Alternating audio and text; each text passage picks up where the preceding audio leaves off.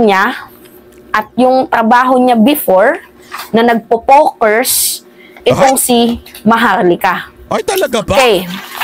Eto guys. Ito yung nagpapatunay na talagang makulay guys. Makulay? Ang sex life ni Maharlika. Paano ko nasabi? Positibo eh. Ang sagwa nun. Makulay talaga. Paano naging makulay yun? Itim ang kulay nun. Kadiri ka naman. Kung sino ka man vlogger, ako hindi ko kayang italakayin to eh. Anong pokers? Pokers, yung nagpo-pokers. Sabi niya, ano daw si Maharlika dahil daw pokers daw si Maharlika kaya daw itong positive daw. Positive. Positive ang lola nyo. Positive si Hitad. Tinalo mo pa ako. Diyos ko po. Grabe, ilan na yung body count mo? Tinalo pa daw siya. So aminado siya. Te, ang kapal naman ang mukha mo. Ang kapal naman ang mukha. Ano, aminado ka talaga na meron ka ring body count? May pumatol sa'yo? Tao ba yan? Te, tao ba yan, te?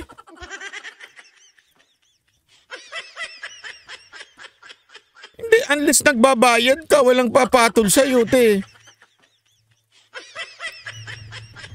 Galing na sa sarili niyang bibig sabi niya tinalo mo pa ako. So ibig sabihin pati ikaw. Kasi yun ang ibig sabihin nung tinalo mo pa ako eh. Ibig sabihin kaya ka nga 'di ba? Oh, sinabi mo kunwari sa basketball, oh tinalo mo pa ako ibig sabihin nagba-basketball ka din. Oh, pagka sa wrestling, tinalo mo ako ibig sabihin nakikipag-wrestling ka din. So pag mo sinabi mong poker si Maharlika at may body count siya, tinalo mo pa ako. Ibig sabihin, ikaw din nakikipag-tsuktsakan ka rin kung kanino. Baboy mo. Kadiri ka sa totoo lang ha. Yung pagmumukha mo. Kahit bigyan ako ng 2 milyon. Please. Hindi talaga. Baka mamaya paghugot ko may may kasama pang ano yun.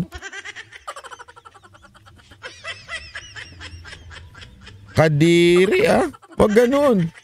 Hindi, matanong lang, ilan yung body count mo? And matanong lang din kung totoo ba to, yung sinend sa akin na document na ikaw ay positibo dito sa HIV. Naku po, patay tayo. Wait, iba tulo sa HIV. Kasi may mga tulo dyan na din namang HIV. So ito, meron daw siyang dokumento. Siyempre, hindi siya patatalo kay Maharlika. Kung si Maharlika may dokumento kay Marcos Di Umano, may mga video, picture. Siya din daw ay may dokumento. Ang dokumento naman daw niya, positive daw na HIV to si sa loob-loob ko, grabe ito talagang labanan ng chismis. Jay Guevara, labanan ng chismis. Ano chismis mo dyan? Ganun na pala ngayon ng social media. Ang social media na pala ngayon ay chismisa na talaga. Ayan ang napapala ng chismosa. Inaakusahan ka rin ng isang chismosa. Puro kayo chismosa. Hindi, di ba? Yan ang nangyayari. Kaya sinasabi ko sa inyo, huwag kayong pumapasok sa chismis.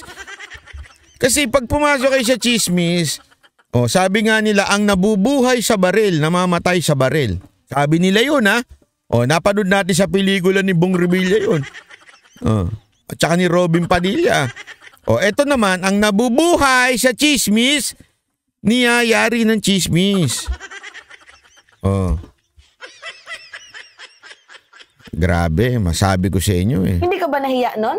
Ang tanda mo na dito Siguro, I think 39 or 40 years old ka dito. Ay, kasi grabe. taong 2009 to. Naku po. Hindi ka ba nahiya na at the... Paano mo nakuha yung dokumento? Te, paano mo nakuha? Oo nga pala, nasa kapangyarihan ng iyong amo ngayon.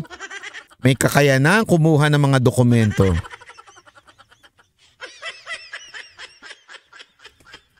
Hindi kasi totoo naman eh. Nasa kapangyarihan sila ngayon, so itong taon to, parang wala namang itong kapangyarihan eh. Parang wala ito sa lipunan, parang ito yung nakita mo lang nagbebenta sa labas eh. Nagbebenta ng nagtatakatak. Pag nakita nyo ito, para ito nagtatakatak eh. Alam mo yung nagtatatak. Garilyo! Ganon. Parang ganon ang nito eh. Wala itong connection. Oh. Ibig sabihin, merong nag-feed sa kanya na taga-gobyerno. Oh. Tama ka, Diego Latigo. HIV leaks to. Sabi nito, excuse me, gaga, kahit 40 years old, may asim pa naman kami. Sensya na, wala akong alam sa mga ganyang asim-asim. Alam mo, matagal ko ng isinuko yan eh. Hindi, alam mo, ito walang biro to. Talagang sabi ko, ayoko nang pag-usapan to. Iiwan ko na tong virginity ko, dito na lang yan. Hindi na ako mangangarap na maging hindi pa virgin. Yun talaga sinabi ko. Sabi ko, okay na ako, hindi na. Okay na ako. I will be celibacy na lang ang aking calling. Hindi na talaga ako magpapa-unvirgin. Sabi ko talaga sa sarili ko yan. Kaya wala na akong alam sa mga ganyang HIV. Age of 30? Nag-positive ka pa dito, 30 plus to 40, nag-positive ka pa dito. Ang kulay naman ng sex life mo. Ay, kasi grabe. guys, sa totoo lang, according sa mga nababasa ko, and according na din dito sa mga taong syempre mga nagsasalita para maging open-minded, 'di ba, yung bawat lugar, bawat bayan, yung mga nagle-lesson, yung pagiging active sa paglabing-labing is may edad. Kung ang edad mo ay katulad ko, talagang sexually active kapag ganito. Ikaw sexually active? Hindi ako maniwala. Imposible.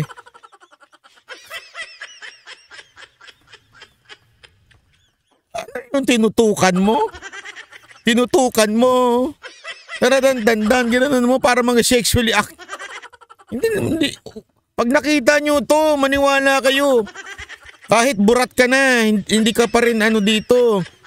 Hindi, walang biro Kahit burat ka na, dali, ulitin ko, ibig sabihin ng burat ha. Sa Bicol, lasing po yun.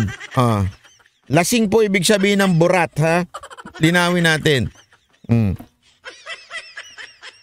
Kasi sinasabi ko, kahit lasing ka na, hindi ko, pag nakita nyo ito, hindi mo ito papatulan. Baka nga pag lasing ka na, baka batuhin mo pa ito eh. Ba't mo naman babatuhin? Parang asong gala. Umalis ka na! Yung namin, pulutan namin, baka kainin mo. Ganun. Ikaw ba, Jay, pagtsatsagaan mo pa ba to? Boss, pakita mo po itsura. Ayoko nga.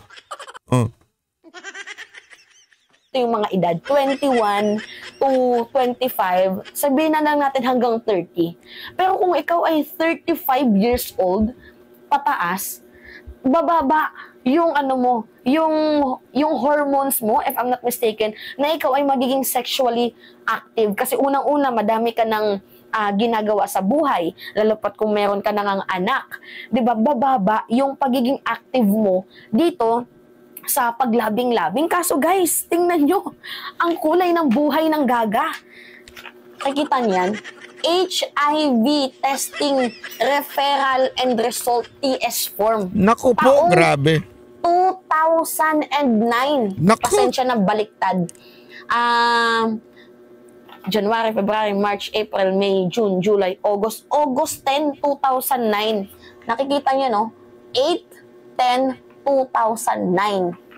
Ayun nakalagay dyan. Basahin ko sa inyo, Area, HIV monitor, designee, Claire Eden Sigurado Woodruff. Tama, sigurado. Kasi nagmamatch, guys. Kasi yung nandito din sa autopsy, nasa na yung autopsy? Kasi hindi ko yung pwedeng i-reveal yung autopsy lahat-lahat. Nagmamatch dito sa pending by. O, Claire Eden Sigurado Woodruff. Nagmamatch dito sa nagmamatch dito sa autopsy report ng kanyang asawa, yung kanyang buong pangalan. And then dito sa kanyang HIV testing referral results form, nakalagay dito, Claire Eden Sigurado Woodruff. May case number din, guys, case ID. Naku. Ko po. Jack, nakakahiya ka. Nakakahiya ka. Guys, positive, oh. Kita niyan, positive. Kita niyan. Positibo ang gaga. Ay, ang gaga. Grabe, ang kulay ng sex life mo, girl. Napakakulay.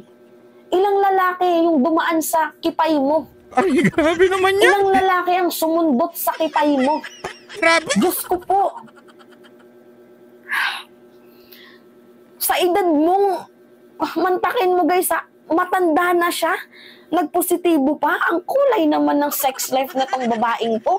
Tapos grabe, ah. Si ate, inggit na inggit sa ano ni... Ay, grabe naman yan, te. Inggit na inggit ka, te, ha? Sa kipay ni ano, ha?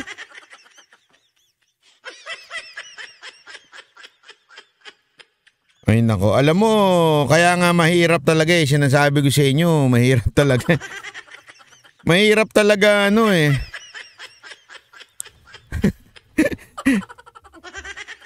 Yan ang napapala.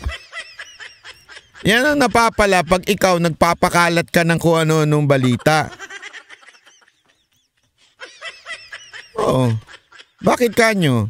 Dahil nagpapakalat ka ng kung ano-anong balita, eh pag ikaw ngayon, gaganyanin ka. Oh. Pareho sila, pareho silang itsura. Yung isa matanda lang, yung isa... Pero yung level ng itsura, pareho sila. Matanda lang yung isa medyo bata-bata ng konti. Okay? Pero pareho sila. Maniwala kasi ang pag nakita niyo yan, pareho sila. Tapos, ang problema niyan, pareho silang merong dokumentong ipinapakita. May dokumento si Maharlika, may dokumento rin. May papel siya pinapakita. Pinakita niya talaga eh. Yung ospital, pinakita niya talaga. Sabi ko, patay kang bata ka. Eto na, naglabasan na sila ng chismis. Oh, naglabasan na sila ng chismis.